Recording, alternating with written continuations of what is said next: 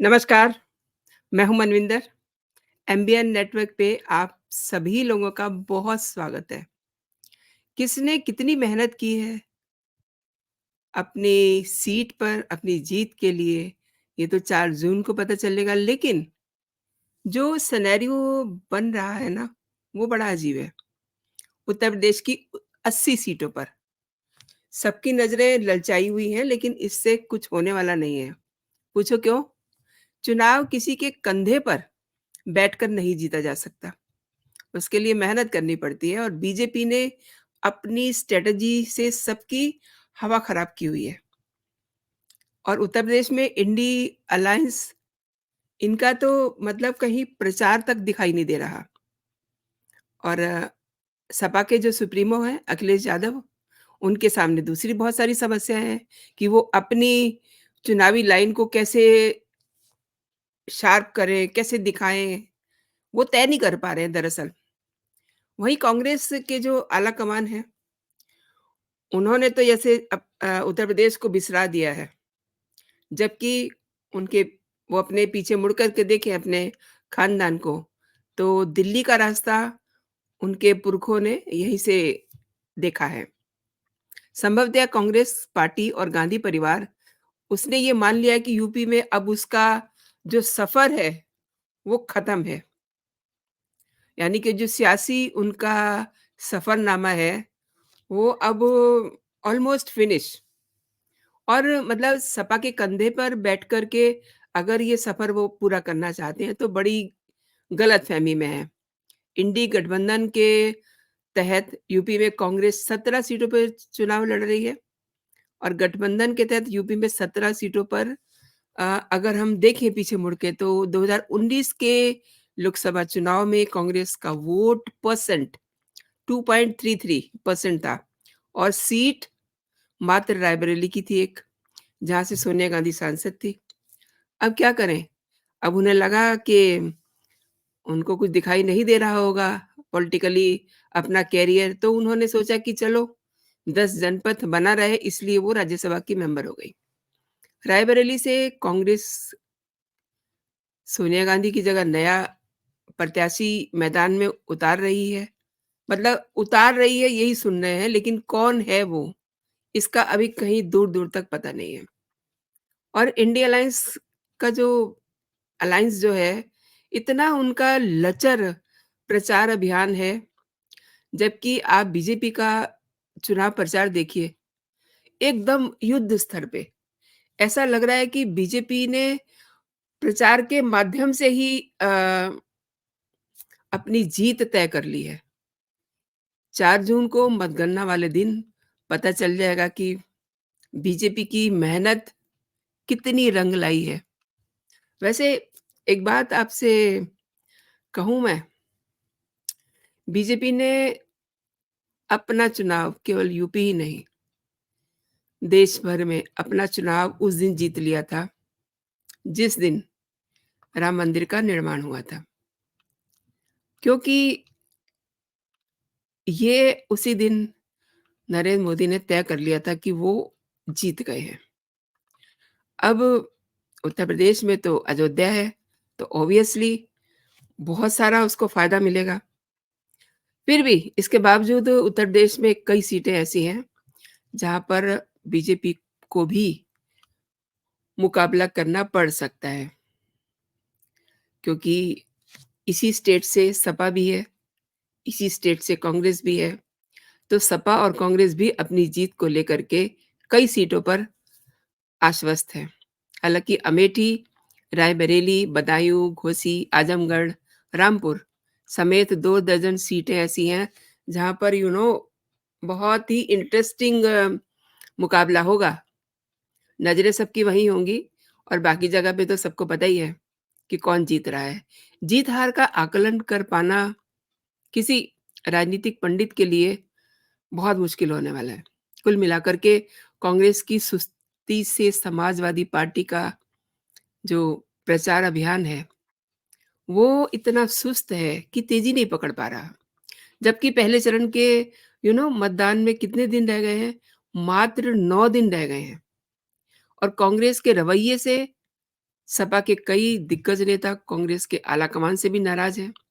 उनका ये कहना है कि कांग्रेस सपा की पीठ पर सवार होकर के चुनावी नैया पार करना चाहती है। तो मैंने शुरुआत में ही कहा था कि चुनाव जो होता है ना, किसी के कंधे पे बैठ के आप नहीं जीत सकते।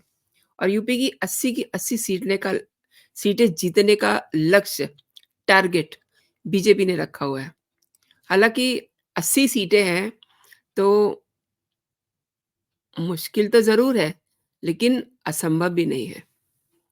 क्योंकि जिस तरीके से हालात बन रहे हैं ना, जो रवैया इंडी गठबंधन का दिखाई दे रहा है, तो यूपी में क्लीन स्वीप क्या कहिए, साफ-साफ दिखाई दे रही है।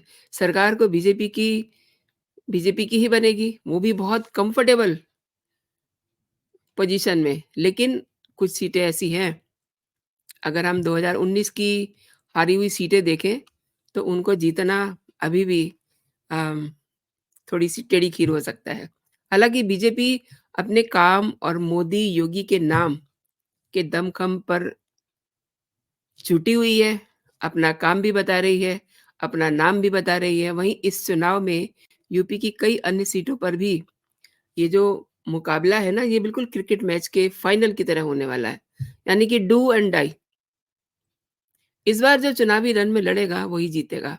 और लहर के भरोसे, यानी कि किसकी लहर चल रही है, उसके भरोसे अगर कोई उम्मीदवार, बीजेपी को छोड़ दीजिए, बाकी जो इंडिया अलायंस के लोग हैं, घटक दल हैं, वो अगर ये सोचे कि लहर के भरोसे वो जीत जाएँगे, तो दिस इज़ वेरी डिफिकल्ट आगे चल कर के।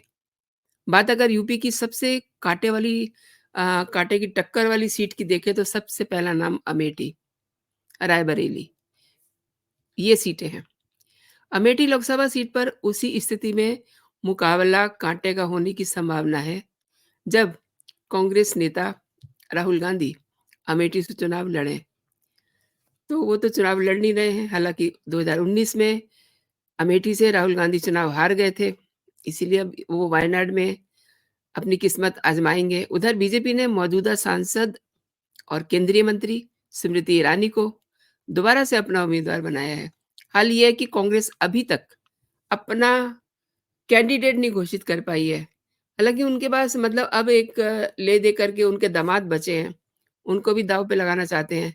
प्रियंका गांधी के पति रॉबर्ट वाड्रा, अमेठी से चुनाव लड़ने की काफ़ी सारी चर्चाएँ सुनी जा रही हैं, लेकिन अभी पक्का कुछ नहीं है।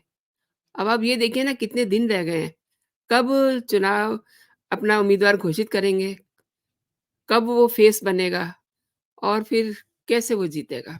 Very obvious. और रॉबर्ट वाड्रा के चुनाव लड़ने पर मुकाबला फिर वैसा ही होगा, डू एंड डाई वाला।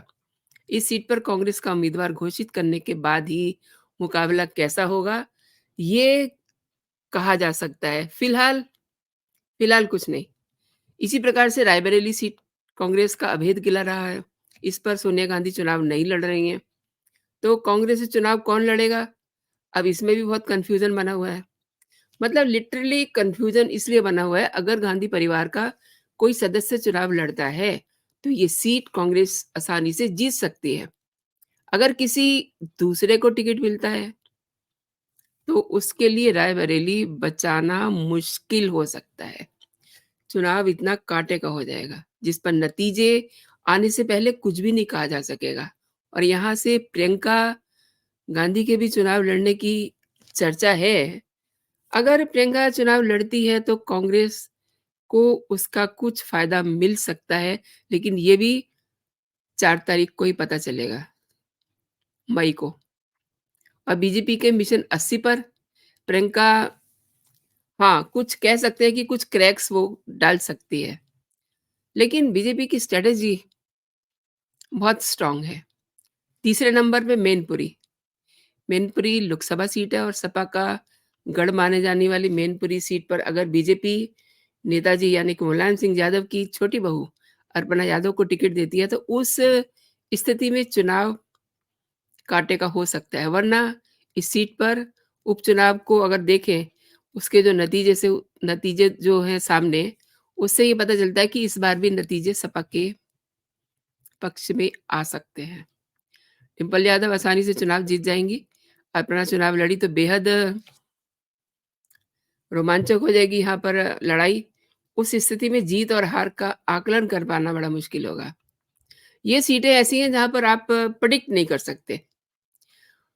ऐसे ही कन्नौज की सीट पर भी सपा मुखिया अखिलेश यादव के चुनाव लड़ने पर ही मुकाबले जैसी स्थिति होगी, वरना बीजेपी के सुब्रत पाठक जो है वो कमल खिला देंगे। अखिलेश के लड़ने पर सुब्रत पाठक के लिए कुछ मुश्किलें हो सकती हैं। मुश्किलें क्या, मतलब मुश्किल ही मुश्किल हो जाएगी फिर तो। और बदायूं सीट इस बार कड़ा मुकाबला होने के आसार हैं वहाँ। सपा ने कद्दावर नेता शिवपाल यादव को टिकट दिया है, लेकिन अब बदायूं से उनकी जगह उनके पुत्र आदित्य के चुनाव लड़ने की चर्चा है। जबकि बीजेपी ने मौजूदा सांसद संघमित्रा मौर्य का टिकट काट दिया है और इस बार बीजेपी के दुर्विजय शाक्य की टक्कर यादव कुनबे से होगी। अगर आदित्य चुनाव लड़े तो उस सिचुएशन में बदायूं सीट पर जो मुकाबला है बड़ा इंटरेस्टिंग होगा। आखिरी समय तक कुछ भी नहीं कहा जा सकता। उधर घोसी सीट, उस पर भी मुकाबला डू एंड डाई वाला होने वाला है। वहीं आजमगढ़ की सीट पर सपा ने धर्मेंद्र यादव को उतार करके दिनेश लाल निरुआ को कड़ी टक्कर दे दी है। सपा का गढ़ रही इस सीट पर भी बड़ा रोमांचक सीन बनने वाला है। तो कुल मिला के जो स्थितियां बन रही है ना, उसमें अगर टोटलिटी में देखें तो ऑलमोस्ट सीटों पर बीजेपी के लिए कोई प्रॉब्लम नहीं है। हाँ, अगर कहीं-कहीं इंडिया अलायंस ने अपने दिमाग का इस्तेमाल कर दिया जो वहाँ है ही नहीं, तो कहीं-कहीं जो मुकाबला है देखने में मज़ा आएगा। लेकिन सब कुछ प्रेडिक्ट नहीं किया जा सकता और ये 3-4 सीटें जो हैं, इन सीटों पर तो बिल्कुल प्रेडिक्ट नहीं किया जा सकता क्योंकि स्ट्रैटेजी बीजेपी की बहुत स्ट्रॉन्ग है और ऑलरेडी वहाँ पर जो सपा है वो भी वहाँ स्ट्रॉन्ग है। कुछ सीटें कांग्रेस की भी वहाँ बहुत मजबूती वाली हैं। तो उन सीटों पर वाक़ई में मुकाबला बहुत इंटरेस्टिंग होने वाला है। तो दोस्तों, आपने मेरे साथ ये पूरा वीडियो देखा, आपका बहुत-बहुत धन्यवाद। ये एनालिसिस आपको कैसा लगा? मैं ज़रूर चाहूँगी कि इस पे आप अपना कमेंट दें और अगर अभी तक आपने मेरा चैनल सब्सक्राइब नहीं किया है तो प्लीज़ आप मेरे चैनल को सब्सक्राइब कर लीजिए। ये वीडियो आपको कैसी लगी है ज़रूर बताइएगा टिप्पणी करके एंड आप बेल आइकन समझते हैं? बेल आइकन को ज़रूर प्रेस कर दीजिए ताकि मेरे नोटिफ़िकेशन आपको सबसे पहले मिले। तो अभी के लिए दोस्तों इतना ही। आप अपना और अपनों का ख़्याल रखिए, खुश रहिए, स्वस्थ रहिए। जय हिंद, जय भारत।